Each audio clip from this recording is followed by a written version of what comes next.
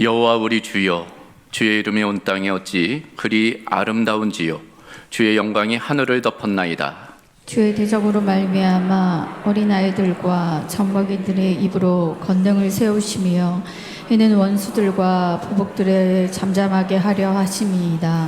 주의 손가락으로 만드신 주의 하늘과 주께서 베풀어 두신 달과 별들을 내가 보오니 사람이 무엇이기에 주께서 그를 생각하시며 인자가 무엇이기에 주께서 그를 돌보시나이까. 그를 하나님보다 조금 못하게 하시고 영화와 존귀로 관을 씌우셨나이다. 주의 손으로 만드신 것을 다스리게 하시고 만물을 그의 발 아래에 두셨으니 곧 모든 소와 양과 들 짐승이며 공중의 새와 바다의 물고기와 바닷길에 다니는 것이니이다. 함께 있습니다. 여호와 우리 주여, 주의 이름이 온 땅에 어찌 그리 아름다운지요. 아멘. 자, 오늘 함께 읽은 시편 8편 말씀 통해서 주의 이름이 온 땅에 어찌 그리 아름다운지요 라는 제목으로 함께 하나님의 말씀 나누도록 하겠습니다. 영국의 위대한 사상가이자 문학가인 G.K. 체스터턴이라는 인물이 있어요. 그가 많은 작품을 남겼는데 그 중에 하나 위대한 사소함들이라는 작품이 있습니다. 이 작품 안에는 두 명의 소년이 등장하게 돼요. 이 두 명의 소년이 이제 폴과 피터라는 이름을 가지고 있는데 어느 날 이제 요정을 만난 거예요. 그리고 그 요정이 두 소년에게 이제 소원을 들어주겠다. 소원을 한번 말해봐라. 이제 그렇게 이야기를 합니다. 먼저 첫 번째 소년 이 폴이 자신의 소원을 이야기한 거예요. 세상이 너무 답답해요. 내가 온 세상을 다 내려다 볼 수 있도록 나를 거대한 거인으로 좀 만들어주세요. 요정이 그 소원을 들어줬어요. 그래서 이 폴이 아주 어마어마한 거인이 된 것입니다. 엄청 커진 거예요. 그랬더니 모든 것들이 아주 작아 보이게 된 거예요. 이 폴이 너무나 기뻤어요. 너무나 즐거웠습니다. 신이 났어요. 왜냐하면 고개만 돌려도 모든 것들을 다 볼 수 있고 조금만 걸어가도 이제 강을 건너고 바다를 넘을 수 있기 때문에 자기가 평소 보고 싶었던 것들을 다 볼 수 있고 하니까 너무나 즐거웠던 것입니다. 그런데 얼마 지나지 않아 심드렁해졌어요. 모든 것이 너무 지루하게 느껴지는 거예요. 왜냐하면 그렇게 보고 싶던 그 히말라야 산맥을 가봤더니 그저 작은 모래 언덕처럼 보이는 거예요. 그렇게 보고 싶었던 나이아가라 폭포를 봤더니 그냥 수도꼭지에서 물이 똑똑 떨어지는 것처럼 느껴지는 것입니다. 모든 마을이 아주 조그만 장난감처럼 느껴지고 거대한 산, 거대한 바다조차도 아무것도 아닌 것처럼 느껴지는 거예요. 그런 가운데 권태로움, 지루함 가운데 살아가게 되는 것입니다. 반면 두 번째 소년 이 피터도 자신의 소원을 요정에게 이야기했어요. 이 피터는 정반대의 소원을 빌었습니다. 저는 이 세상이 너무나 궁금해요. 저를 아주 작은 난쟁이로 만들어주세요. 그랬더니 이제 이 요정이 이 피터를 아주 작은 몇 센치 안 되는 난쟁이로 만든 거예요. 아주 작아진 겁니다. 그랬더니 자기 집 앞마당 그 잔디밭이 마치 열대 우림같이 느껴지는 거예요. 잔디밭을 거니는데 마치 사자 호랑이가 나올 것처럼 느껴지고 그 마당 한쪽에 있었던 작은 웅덩이가 큰 대양, 끝이 보이지 않는 바다처럼 느껴지는 거예요. 나비가 날갯짓을 치는 것을 보니까 막 천사의 날갯짓처럼 보이고 아침에 그 나무집 사이에 맺힌 이슬을 보니까 다이아몬드처럼 영롱하게 빛나게 되는 것입니다. 그래서 이 피터는 평생 동안 그 집 앞마당을 탐험하면서 그 경이로운 가운데 이제 살아가게 되었다는 것입니다. 여러분, 이 이야기가 우리에게 시사하는 바가 무엇일까요? 이 이야기가 우리에게 던지는 질문이 무엇일까요? 세상을 바라보는 우리의 태도, 우리의 자세가 어떠해야 되는지에 대한 물음이라고 할 수 있어요. 더 나아가 우리가 어떻게 신앙생활을 해야 되는지에 대한 질문이라고 할 수 있습니다. 그래 우리는 폴이든지 피터든지 두 사람 중에 한 사람으로 살아가게 됩니다.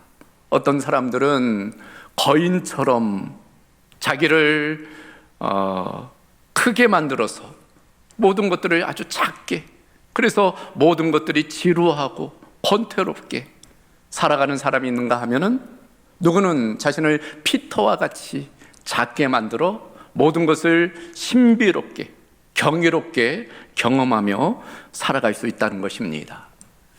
나는 그 중에 어떤 존재일지 오늘 말씀을 통해서 한번 자신을 돌아보는 기회가 되면 좋을 것 같습니다. 자, 오늘 이 폴과 피터의 이야기를 중심으로 오늘 말씀을 함께 살펴보려고 하는데, 그 첫 번째, 신앙생활에 비극이 있다는 거예요. 그것은 바로 영적인 불감증, 영적인 무감각이라고 할 수 있어요. 너무 익숙한 거죠. 당연한 거예요. 교만함 가운데 살아가는 것입니다. 먼저 거인이 된 이 폴을 한번 주목해 보십시다. 왜 폴이 그 모든 일에 대해서 그렇게 지루하게 느꼈을까요? 세상이 변했기 때문입니까? 아니죠. 그 자신이 너무 커졌기 때문이에요. 자신이 거대해지자 주변의 모든 위대한 것들이 사소하게 느껴지는 거예요. 그 히말라야 산맥도, 나이아가라 폭포도 너무 시시하게 느껴지는 거예요. 그런데 우리가 신앙생활하는 중에 그럴 수 있는 거예요. 연수가 쌓일수록, 오래 교회를 다닐수록 우리에게도 이런 도전, 이런 위기가 찾아올 수 있는 것입니다. 그리고 처음 예수님을 만나고 믿고 구원받았을 때 그 감격이 얼마나 대단합니까? 예배만 드려도 눈물이 나고, 찬양만 해도 마음에 기쁨이 넘치고, 나 같은 죄인 살리신 주 은혜 놀라와, 날마다 그 고백으로 우리가 살아가게 되지 않습니까? 교회 문을 열고 들어오면 그 은혜와 감격이 가슴을 벅차게 하는 것입니다. 그런데 시간이 지나면서 직분을 받고 또 성경 지식이 쌓이면서 우리는 어느 순간부터 영적인 거인이 되어버리는 거예요. 하나님을 다 안다고 착각하며 살아갑니다. 설교 제목만 봐도 오늘 이런 설교 하겠네? 기대 없이 설교를 듣게 되는 거죠.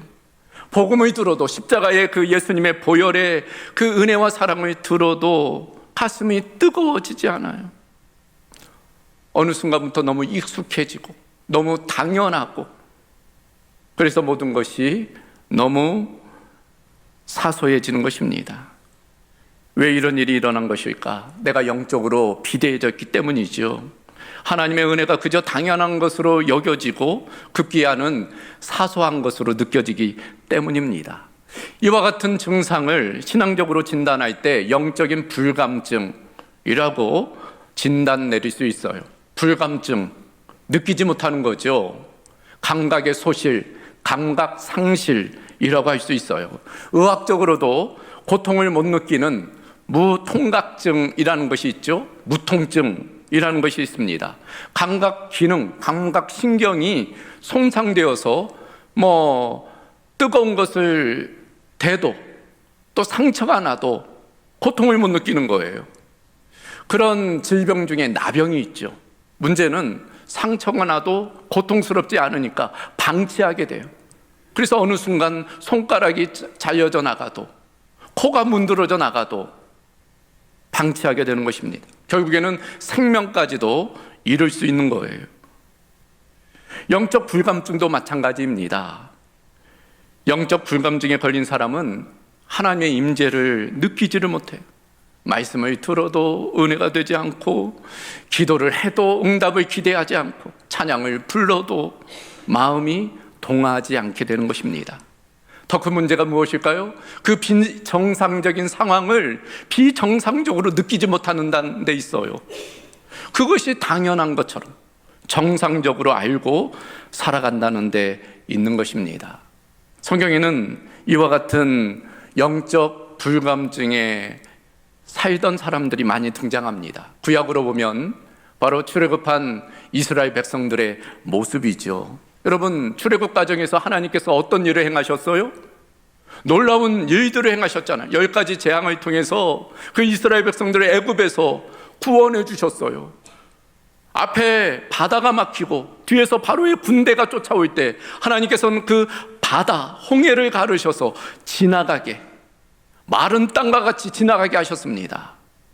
더군다나 광야 기간 동안에는 어떤 일을 행하셨습니까? 놀라운 이적을 행하셨잖아요. 그 중에 빼놓을 수 없는 사건, 바로 만나의 이적이에요. 하나님께서는 하늘의 문을 여셔서 이 만나를 이스라엘 백성들에게 공급해 주셨어요. 성경에 따르면 이 만나가 이슬이 마른 후에 광야 지면에 작고 둥글며 서리같이 가는 것이 쌓였다라고 되어져 있어요. 처음 이스라엘 백성들이 그 만나를 보았을 때 너무나 놀랍니다. 그래서 이것이 무엇이냐, 히브리어로 만후입니다. 그래서 만나라는 이름은 만후에서 왔다고 성경학자들은 보는 거예요. 이것이 무엇이냐 감탄하는 거예요. 놀라는 것입니다. 그래서 출애굽기 16장 31절에 따르면 가시같이 희고 맛은 꿀 섞은 과자 같더라. 이 만나에 대한 평가입니다. 너무 만나고 너무 감사한 하나님의 양식, 하늘 양식으로 그들이 받아들인 거예요. 그 신비로움에, 그 경이로움에 감탄하고 있는 것입니다. 근데 여러분, 1년이 지나고 10년이 지나고 40년 매일마다 이 만나가 반복되다 보니 어떻게 되었을까요? 민수기 21장 5절에 따르면 우리 마음이 이 하찮은 음식을 싫어하노라. 그 만나를 이제는 하찮은 음식이라고 취급하고 있어요. 하늘문이 열려 쏟아지는 그 초자연적인 그 신비로운 그 역사를 이제는 너무나 일상적이고 당연하고 더 나아가서는 지루하고 짜증나는 하찮은 음식으로 평가하고 있는 거예요. 더 나아가 어떻게 합니까? 원망하고 불평해요. 우리에게 고기를 달라. 그것이 바로 이스라엘 백성의 모습이었어요. 신약에서도 비슷한 인물이 등장하지요. 누가복음 15장에 탕자의 비유 속에 나오는 큰 아들의 모습입니다. 여러분, 이 큰 아들, 바로 그 아버지의 집에서 모든 것을 누리는 인물이었어요. 안정과 풍요를 누리던 인물이었습니다. 그런데 만족이 없어요. 결핍, 불만, 원망으로 가득 찹니다. 감사가 없어요. 불평과 원망으로 넘쳐 있는 것을 보게 됩니다. 예수님이 이 큰 아들의 비유를 통해서 지금 누구를 이야기하는 거예요? 당시 종교인들, 바리새인들, 서기관들, 율법에 대해서 잘 안다며 영적 교만 가운데, 영적 거인 의식 가운데 살아가고 있는 인물들이었어요. 그래서 그들은 정작 하나님의 아들 예수님이 눈앞에 있는데도 그 예수님을 발견하지 못하는 거예요. 영적 맹인으로 살아가게 된 것입니다. 영적 불감증, 영적 무감각의 문제입니다. 오늘을 살아가는 우리는 어떻습니까? 우리도 혹시 이와 같은 모습으로 살아가고 있지는 않은지 우리 자신을 한번 돌아볼 필요가 있어요. 어느 순간부터 모든 것이 너무 익숙하죠. 당연해요. 우리가 숨쉬고 있는 이 공기도, 매일 아침 떠오르는 태양도, 우리에게 허락된 가정도, 일터도, 또 교회조차도 너무 익숙하게 당연한 것으로 여기며 살아갈 때가 많이 있습니다. 예배도 마찬가지예요. 예배해 주시는 은혜도 이제는 너무 당연하게, 익숙하게 받아들입니다. 감동이 없어요. 주님의 십자가와 그 부활의 능력을 선포해도 그에 대한 감흥이 없습니다. 주님께서 어떻게 우리를 위해서 희생하셨는지를 들어도 너무나 당연한 것으로 받아들이게 됩니다. 즉 우리도 어느 순간부터 영적 거인이 된 포유처럼, 출애굽한 그 이스라엘 백성처럼, 그 큰아들처럼 영적 불감증에 살아가고 있지는 않은지 우리 자신을 돌아봐야 돼요. 모든 것이 익숙해 있다면, 당연해지고 있다면 우리 자신을 한번 돌이켜 봐야 되는 것입니다. 그렇다면 어떻게 해야 될까? 이 익숙함의 감옥에서 우리는 어떻게 벗어날 수 있을까? 신앙생활을 어떻게 회복할 수 있을까? 그 비결은 영적인 민감성을 회복하는 것입니다. 자, 그렇다면 영적인 민감성을 우리는 어떻게 회복할 수 있을까요? 오늘 피터를 통해서 지혜를 얻어야 됩니다. 피터는 어떻게 하고 있어요? 나를 난쟁이로 만들어주세요. 그것이 피터의 바람이었습니다. 결국 피터는 난쟁이가 되어 평생토록 그 경이로움, 그 신비로움 가운데 살아가게 됩니다. 자신을 철저히 작게 만들었기 때문이, 겸손하게 자기를 축소시켰기 때문입니다. 그래요, 기독교 신앙의 그 경이가 언제 일어날까? 내가 하나님 앞에서 얼마나 작은 존재인지를 깨달을 때 비로소 하나님의 경이, 그 신비를 발견하게 되는 것입니다. 그래서 겸손이 중요해요. 오늘 본문 속 다윗도 마찬가지입니다. 오늘 시편 8편은 다윗의 시편으로서 지금 다윗은 밤 하늘을 바라보며 그 밤의 밝은 그 은하수들, 그 별들을 바라보며 그것을 만드신 하나님의 그 위대하심을 기억하는 거예요. 그것을 찬양하고 있는 것입니다. 그래서 1절부터 3절을 다시 보면 여호와 우리 주여, 주의 이름이 온 땅에 어찌 그리 아름다운지요. 주의 영광이 하늘을 덮었나이다. 주의 손가락으로 만드신 주의 하늘과 주께서 베풀어 두신 달과 별들을 내가 보니, 고백하고 있어요. 지금 다윗은 하늘을 보고 있어요. 그러나 그것은 단지 천체를 바라보는 것이 아니라 그 천체를 창조하시고 또 보존하시고 섭리하시는 그 하나님의 손길을 바라보고 있는 것입니다. 그래, 우리가 바라보는 모든 이 우주와 자연은 그런 측면에서 하나님의 캠퍼스라고 할 수 있어요. 그래서 종교개혁자 존 칼빈은 우주를 가리켜 하나님의 영광이 상영되는 극장이다 라고 말씀합니다. 우리가 우주 만물, 자연 만물을 볼 때 하나님의 그 위대하심을 경험케 된다는 의미입니다. 마치 그와 같이 지금 다윗은 하나님의 위대하심을 그 하늘을 바라보며 경험케 되는 거예요. 그 위대하심 앞에 자신이 얼마나 작은 존재인지, 먼지 같은 존재인지를 깨닫는 것입니다. 그런데 더 놀라운 것은 무엇일까요? 그와 같은 작은 존재, 먼지 같은 자신을 하나님이 기억하시고 생각하시고 돌봐주신다는 것을 깨닫는 거예요. 그래서 4절을 보면 사람이 무엇이기에 주께서 그를 생각하시며 인자가 무엇이기에 주께서 그를 돌보시나이까. 아니, 도대체 이 작디 작은 인간이 무엇이라고 하나님 늘 생각하시고 늘 그렇게 돌봐주십니까? 라고 고백하고 있는 거예요. 이와 같은 다윗의 고백 안에는 하나님의 위대하심과 자신의 작음에 대한 고백이 있는 것입니다. 그래요, 진정한 경의는 바로 여기에서 출발해요. 하나님의 위대하심을 발견하고 자신의 작음을 발견할 때 비로소 경의, 신비가 일어나는 것입니다. 실제로 성경을 보면 하나님을 만난 모든 사람들은 그와 같은 하나님의 위대하심과 자신의 초라함을 고백했습니다. 모세가 그랬죠. 호렙산에서 떨기나무에 강림하신 그 하나님을 만나잖아요. 그 하나님 앞에서 자신의 그 초라함을 깨닫게 돼요. 자신의 신을 벗습니다.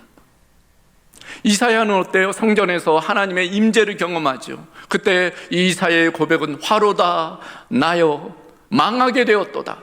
나는 입술이 부정한 자로다. 자신의 죄인됨을 고백하게 됩니다. 베드로는 어때요? 깊은 곳에 그물을 던지라 했을 때 그물을 던지니 많은 고기를 낚게 되죠. 비로소 깨닫습니다. 그 주님의 위대하심을. 그때 주님 앞에 납작 무릎을 꿇고 주님, 저는 죄인입니다. 저를 떠나소서 고백하게 되는 거죠. 하나님 앞에 설 때, 그 위대하신 하나님 앞에 설 때 우리는 우리가 누구인지 깨닫게 되는 것입니다. 신앙생활의 회복, 영적 민감성은 바로 거기로부터 시작이 돼요. 그래서 자신의 사소함을 깨달을 때, 자신의 그 연약함을 깨달을 때 비로소 우리는 영적 회복을 이룰 수 있는 것입니다. 내가 대단한 존재라고 생각한다면 하나님의 은혜는 보이지 않게 돼요. 내가 이만큼 노력해서 얻은 결과라고 생각하면 은혜가 없는 것입니다. 내가 헌신했으니 당연한 보상이다 라고 생각하면 감사가 없는 거예요. 실제로 그렇잖아요, 여러분. 내가 100의 권리가 있다 라고 생각하면 만약 누군가 10을 주면 오히려 분노하게 되죠. 내가 마땅히 100을 받아야 되는데 10밖에 안 주네? 원망하고 불평하게 됩니다. 그러나 나는 0밖에 안 되는 존재다 라고 생각했는데 누가 1을 주면 기쁜 거예요. 감사한 것입니다. 외부적인 조건의 문제가 아니라 내 마음의 태도가 그래서 중요한 것입니다. 만약 마음 가운데 당연함이 가득하면 경이로움은 들어갈 자리가 없는 거예요. 그러나 내가 하나님 앞에서 아무것도 아닌 존재라는 것을 깨달으면 매 순간이 은혜이며 감사가 되는 것입니다. 여러분, 누가 보면 15장 둘째 아들이 그걸 우리에게 보여주고 있어요. 이 둘째 아들, 아버지 집에 있을 때는 모든 것이 익숙하고 당연했어요. 그러던 어느 날 모든 것을 싸들고 나가버리잖아요. 그리고 결국에는 모든 것을 잃어버립니다. 건강도 잃고 재산도 잃고 친구도 잃고 모든 것을 잃어버려요. 그때야 비로소 깨닫습니다. 그 아버지의 집이 어떠했는지를 비로소 깨달아요. 그리고 돌이키죠. 그리고 아버지께 나아가 뭐라고 이야기합니까? 아버지, 저는 도무지 더 이상 아버지를 아버지라고 부를 수 없는 존재입니다. 저는 아버지의 아들 될 자격이 없습니다. 이제로부터는 저를 품꾼 중에 한 사람으로 종으로 여겨주십시오. 자기를 납작 낮추는 거예요. 그때 어떻게 됩니까? 아버지가 그 아들을 배척했을까요? 그렇지 않아요. 아버지가 그 냄새나는 아들을 품에 안아요. 입을 맞춥니다. 그리고 남루해진 모든 그 더러워진 옷을 벗기고 새 옷을 입혀요. 손에는 가락지를 끼우고 그 벗어진 발에는 신을 신깁니다. 송아지를 잡아 잔치를 벌이고 기쁨을 나누게 돼요. 모든 것이 회복되는 것입니다. 그리고 내가 작아질 때 비로소 하나님의 은혜를 경험하게 되는 거예요. 우리가 예배도 기도도 삶도 내가 작아질 때 비로소 그 놀라우신 하나님의 은혜를 경험하게 되는 것입니다. 그러므로 결론은 일상에 감춰진 하나님의 신비를 발견하며 살아야 된다는 거예요. 그래요, 여러분, 우리는 종종 하나님을 만나기 위해서는 어떤 특별한 장소, 특별한 어떤 시간, 특별한 어떤 외부적인 환경이 있어야 가능하다 생각을 해요. 그래서 어떤 산에 올라가기도 하고 수련회에 참여하기도 하고 감동적인 어떤 음악 이런 것들을 원하기도 합니다. 그래야지만이 은혜가 주어진다 생각을 해요. 물론 때로는 그런 것도 필요하죠. 그런 요소도 중요합니다. 하지만 정말 중요한 것은 무엇일까요? 그런 장소나 상황, 외부적인 조건이 아니에요. 그 사람의 마음의 태도입니다. 정말 중요한 것은 그 사람의 마음이 어떠하느냐, 그게 더 중요한 거예요. 그래서 체스터턴은 그의 책에서 아주 중요한 명언을 남겼습니다. 세상에 기적이 부족한 것이 아니라 우리의 감탄하는 마음이 부족한 것이다. 세상에 기적이 없는 것이 아니라는 거예요. 그 기적을 바라볼 수 있는 우리의 마음이 없다는 거예요. 우리가 지금도 감탄할 수 있는 마음만 있다면 언제 어디서라도 하나님의 신비, 하나님의 그 기적을 경험할 수 있다는 것입니다. 그래요, 하나님은 홍해를 가르시거나 죽은 자를 살리실 때만 임재하시고 역사하시는 것이 아니에요. 우리가 매일 마주하는 아주 사소한 평범한 일상 가운데 하나님께서는 당신의 신비와 은혜를 그곳에 심어두셨어요. 우리는 그것을 캐내야 됩니다. 그 보물을 캐내야 돼요. 그것이 바로 체스터턴이 이야기하는 위대한 사소함들이에요. 그 사소함들 가운데 위대함을 발견할 수 있는 것입니다. 오늘 본문 속 다윗도 그렇잖아요.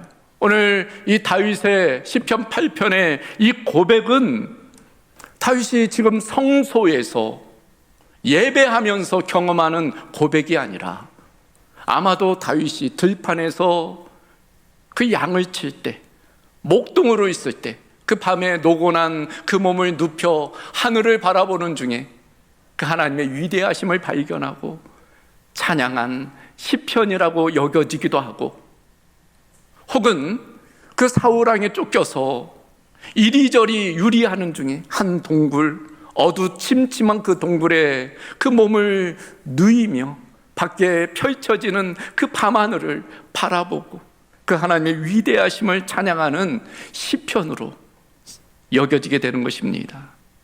그러니까 지금 다윗은 일상의 사소한 그 순간에서 하나님의 손길을 경험하고 있는 거예요. 그래서 9절에 여호와 우리 주여, 주의 이름이 온 땅에 어찌 그리 아름다운지로 고백하고 있는 것입니다.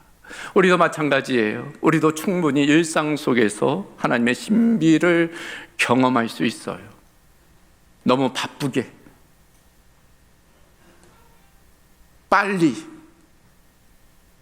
달려가지 말고 잠시 멈추어서 주변을 돌아보며 하나님이 어떻게 임재하고 역사하시는지를 주목하고 바라보면 우리는 얼마든지 그 하나님의 신비를 경험하게 되는 것입니다. 여러분, 실제로 우리가 매일 아침에 눈을 뜨잖아요. 그게 신비입니다. 의학적으로 보면 여러분, 우리의 자는 동안 우리의 심장이 그렇게 뛴다는 것이 대단한 일이에요. 우리의 뇌의 의식이 계속 유지된다는 것은 참 신비로운 일입니다. 우리가 노력해서 심장이 뛰는 거 아니잖아요. 어찌 보면 잠을 청한다는 것은 작은 죽음 가운데 들어가는 거예요. 반면 아침에 우리가 눈을 뜬다는 것은 작은 부활을 경험하는 것입니다. 우리는 아침마다 부활을 경험하는 거예요. 하나님의 신비입니다. 우리가 마시는 물 한 컵, 길가에 이름 없이 피어 있는 작은 들꽃, 계절이 바뀌며 불어오는 그 바람, 그 모든 것 가운데는 하나님의 손길이 담겨져 있어요. 우리의 영적인 눈이 열리면, 우리가 겸손히 주변을 바라보면 우리의 삶의 자리, 우리의 앞마당이 하나님의 기적의 현장이 되는 것입니다. 아침에 출근할 수 있는 직장이 있다는 것이, 돌아와서 편히 쉴 수 있는 가정이 있다는 것이, 함께 모여 예배할 수 있다는 것이 얼마나 큰 은혜인지를 고백하게 되는 거예요. 실제로 그렇잖아요. 몇 해 전 코로나 기간을 생각해 보세요. 이렇게 함께 모일 수 있다는 것 자체가 얼마나 경이로운 일인지, 함께 식사할 수 있다는 것이 얼마나 놀라운 일인지, 그 모든 것이 하나님의 은혜임을 우리가 인정할 수밖에 없는 것입니다. 사소해 보이는 그 일상, 사실은 하나님께서 우리에게 베풀어 두신 놀라우신 은혜의 자리입니다. 그래요, 신앙의 본질은 그런 측면에서 거창한 기적을 쫓아가는 것이 아니라 일상 속에 숨겨진 하나님의 그 놀라우신 그 세미한 손길을 겸손한 마음으로 발견하는 거예요. 더 자극적이고 더 거대하고 더 내 욕망을 채워줄 것을 쫓아가는 영적인 폴이 아니라 이미 내 삶에 가득한 그 하나님의 위대한 사소함들을 발견하고 감탄하는 영적 난쟁이 피터의 모습으로 살아가는 것이라 할 수 있습니다. 그런 측면에서 우리 모두가 겸손한 마음으로 늘 하나님의 그 놀라우심을 바라보며 나아가는 은혜가 있기를 주님의 이름으로 소망합니다. 오늘 말씀을 정리합니다. 여러분 한번 상상해 보세요. 방이 하나 있는데 그 방 안에 아주 방을 꽉 채우고 있는 풍선이 있다고 생각해 보세요. 풍선이 그 방을 가득 채웠어요. 그러면 외부에서 아무것도 들어갈 수 없어요. 마찬가지로 내가 우주의 중심이라고 내가 생각하면, 그러면 내 자아가 그렇게 잔뜩 부풀어 있으면 어떤 기적도 어떤 은혜도 들어올 틈이 없는 거예요. 내 자아로 가득 차 있기 때문이죠. 하지만 내 자아가 작아진다면 어떻게 돼요? 그 방에 빈 공간이 생겨요. 여러분, 이 진공의 법칙에 따르면 비어 있으면 무언가 채워지게 되어 있어요. 외부에서 공기가 유입될 수밖에 없습니다. 마찬가지로 영적으로 볼 때 내 자아가 작아지면 하나님의 은혜가 그 안에 채워지는 거예요. 하나님의 그 놀라운 신비를 발견하게 되는 것입니다. 그래서 감사하게 되고 찬양하게 되고 기뻐하게 되는 것입니다. 그런 측면에서 경의를, 신비를, 기적을 발견할 수 있는 비결은 겸손이에요. 겸손이야말로 바로 경의를 만들어내는 영적이고 심리적인 메커니즘이라고 할 수 있습니다. 그래서 예수님 이렇게 말씀하셨어요. 진실로 너희에게 이르노니 너희가 돌이켜 어린 아이들과 같이 되지 아니하면 결탄코 천국에 들어가지 못하리라. 그러므로 누구든지 이 어린아이와 같이 자기를 낮추는 사람이 천국에서 큰 자니라. 어린아이와 같이 되지 아니하면, 어린아이는 어때요? 겸손하고 순수하죠. 모든 것을 바라볼 때 경이로움이 있어요. 그렇잖아요. 아이들을 보세요. 모든 것에 깜짝 놀라.